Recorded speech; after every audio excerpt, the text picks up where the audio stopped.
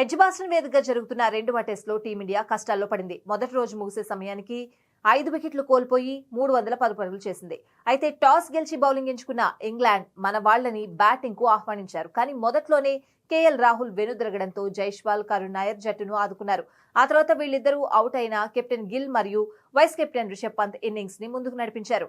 ఇక ఈ టెస్టులో చోటు దక్కించుకున్న తెలుగు కుర్రాడు నితీష్ కుమార్ రెడ్డి దారుణంగా విఫలమయ్యాడు. ఒక పక్క వికెట్లు పడుతున్నా ఏమాత్రం సహకారం ఇవ్వకుండా కేవలం ఒక్క పరుగుకే క్రిస్ ఓక్స్ బౌలింగ్ లో క్లీన్ బౌల్డ్ అయ్యాడు. కాగా కెప్టెన్ గిల్ మరియు vice captain Rishabh Pant innings ని ముందుకు నడిపించారు. అయితే ఎన్నో అంచనాలతో ఈ టెస్టులో అడుగుపెట్టిన నితీష్ కుమార్ రెడ్డి విఫలమయ్యాడు.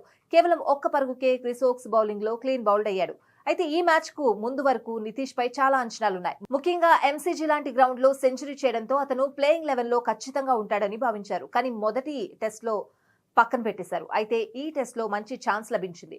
ఒక 40 పరుగులు చేసినా తన స్థానం ఫిక్స్ అయిపోతుంది. కానీ బౌల్ట్ అయి నిరాశపరిచాడు. ఇక బౌలింగ్ లో మెరుపులు మెరిపిస్తే అతనికి జట్టులో చోటుంటుంది, లేదంటే మళ్లీ బెంచ్ కు వెళ్లాల్సిందే. ఎందుకంటే హెడ్ కోచ్ గంభీర్ ఎప్పుడు ఎలాంటి నిర్ణయం తీసుకుంటాడో ఎవరికీ తెలియదు.